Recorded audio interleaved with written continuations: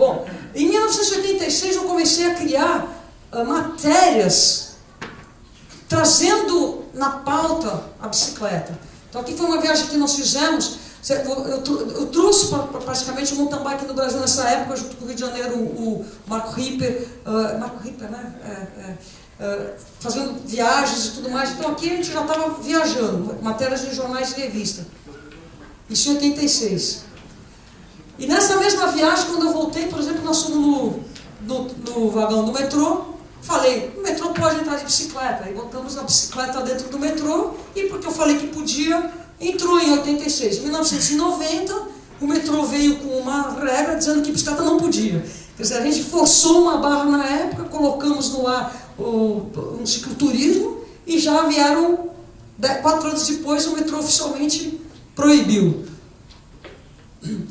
Aí eu criei o Night Bikers, em 1989 eu criei o Night Bikers Club, e aí a gente começou a colocar na mídia, muito forte, a bicicleta como lazer noturno, e trazer o pessoal que só andava de carro para as ruas, para pedalar, o que vocês já fazem hoje, mas eu estou falando de 1991. E aqui o pessoal vem com anarquizar, quer dizer, sempre a imprensa, você tem que trabalhar a imprensa de uma maneira que eles não se prejudiquem, porque a gente não estava anarquizando, a gente estava simplesmente tomando espaço na rua, que nos é direito. Matérias em jornais e revistas, 89, uma revista, mais para frente.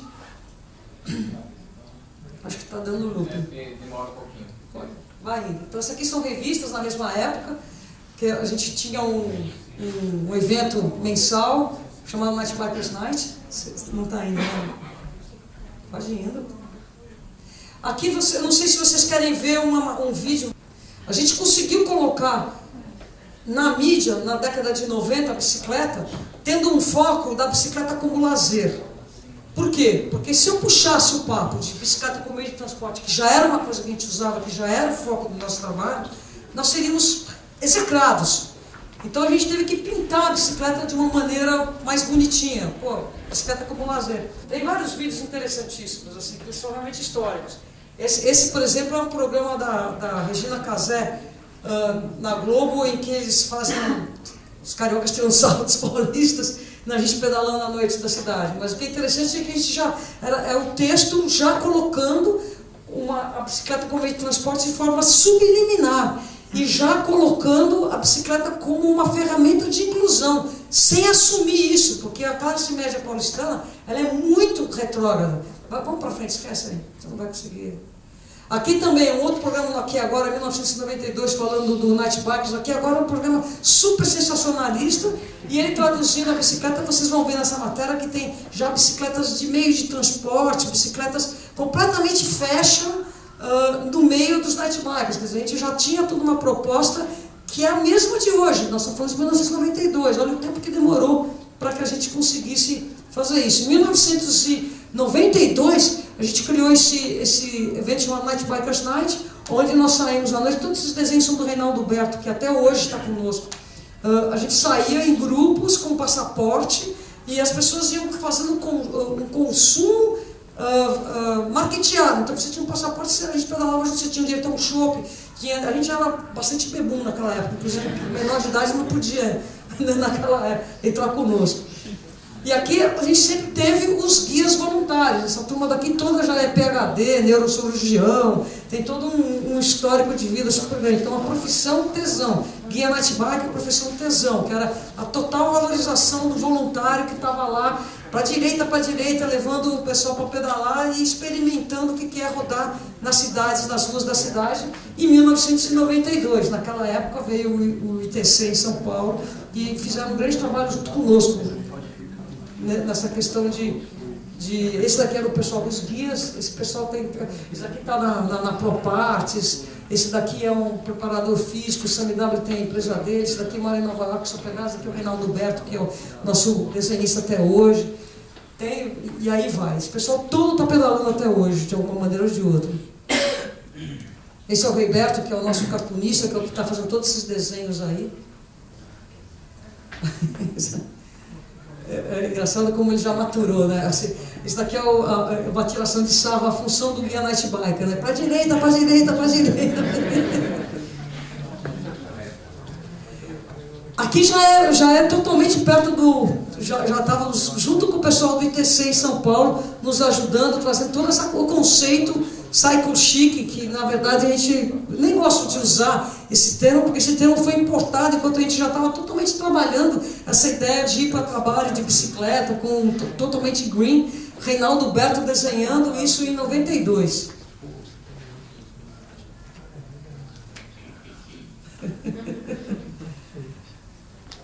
Textos do Arthur Alcorta já nessa época, nesse jornal. Pode ir para frente. E aqui já a gente, embora nós estivéssemos totalmente cientes do que era uma estrutura cicloviária, porque nós tínhamos assim, discussões com o pessoal da Associação Nacional de Transporte Público, que sempre esteve conosco. A gente sabia que a gente tinha que falar em estrutura cicloviária. Mas assim, o que nos falta? Vontade política, ciclovia, já que a gente já estava puxando um texto totalmente atrasado, mas nós sabendo que a gente não era isso que nós tínhamos que estar falando, nós tínhamos que estar falando de estrutura cicloviária, mas era assim, simples ciclovia, o desenho era tão basal, é tão complicado, você imagina que desespero, você está anos na frente falando com o pessoal lá para trás, que não entendia o que era estruturação cicloviária, só pensava e só pensa em ciclovia. É muito mais do que isso. Cidade livre de carros, já falando isso em 93. Né? É uma pena que a gente não está conseguindo mostrar os vídeos, vocês vão rir demais desses vídeos. Bike passeata, nós fizemos isso daqui, foi uma passeata em cima quando o Paulo Maluf virou prefeito. A gente foi lá e nós fizemos uma passeata mesmo nas ruas. Colocamos mais ou menos umas 60, 70 bicicletas aqui, tá vendo? Na frente da casa do prefeito. Isso aqui foi em 1993. Junto com o Greenpeace, também isso aqui já é na Folha de São Paulo, essa matéria daqui. Olha o que tem de gente aqui, 93, já uma bicicletada em função. Mas era assim, muito disfarçado de passeio ciclístico. Sabe? A gente estava falando de política, mas estava fazendo passeio ciclístico. Pode ir para frente. Aqui, olha isso aqui, ó. Bicicleta versus caos, a gente em 93, Greenpeace dá alerta. E Rio 90 graus, bicicleta versus caos, a gente estava totalmente alinhado com a turma do Rio de Janeiro. Aí São Paulo passou por um tremendo recrudescimento depois disso. Pode passar. Totalmente, isso aqui é uma outra matéria do Jô Soares, não vai dar para mostrar. Essa matéria é ótima. Essa daqui também é muito boa, que é o Sampa Spot Bike, uma matéria, um evento que nós fizemos, que foi de conhecimento na cidade. Então você tinha uma planilha em que você tinha que adivinhar o roteiro, interpretando historicamente as respostas. Então você sabia assim, qual foi, por exemplo, vá para o monumento criado por Victor Bergeret. Então o cara já sabia que ele tinha que ir para o empurra-empurra. Ele tinha que saber a história da cidade para saber qual era o próximo destino, Sampa Spot embaixo. Isso aqui também é um vídeo que nós fizemos, que era sobre comportamento das bicicletas nas ruas. Vamos para frente. E esse daqui foi quando eu, em 95, ingressei na televisão. Aí já era assim, não dá para viver desse movimento do ciclismo, era muito antes dos tempos. Então foi um momento que eu desisti de conseguir fazer com que a militância financiasse o meu trabalho de qualquer maneira, porque nós estávamos vivendo naquela época um recrudescimento muito grande na cidade de São Paulo. Nós perdemos muito espaço público para carros. Foi quando a CET aumentou a velocidade de 60 para 70 km nas grandes avenidas, começou a destruir ruas, calçadas, praças, corta aqui, corta ali. A cidade de São Paulo piorou muito de lá para cá. Nós fomos assim, sofremos um enorme defeat. E aí foi quando eu comecei a ESPN, fui trabalhar na ESPN, viajei 27 países, criei esse formato de trabalhar, que é a videoreportagem, né? E que é a câmera na mão. Naquela época eu não trabalhava com câmera no capacete, isso é uma coisa que eu não faço mais, trabalho com a câmera na mão mesmo. E aí nós fizemos, em 96, decidi ser candidata a vereadora. Foi a pior experiência da minha vida, ser candidata a vereadora. Vocês não imaginam o que é ruim esse processo de você se candidatar. O que é terror? Assim, você passa o dia inteiro falando porque eu, vote em mim, eu sou melhor, porque eu. É um ego trip horroroso e se você está querendo fazer uma boa política, ninguém te abraça. Eu cheguei a ser ameaçada por políticos dentro de uma linha de corrupção, porque o pessoal falava, você vai entrar na vereança e nós vamos ter que te enquadrar. Assim, quer dizer, ameaçada pela minha ingenuidade, porque eu queria fazer, já estava na cara que que eu ia denunciar. E aí, sabe, a cidade que me volta, em 1996, voltamos lá, a cidade é feita para quem tem cabeça, tronco e carro.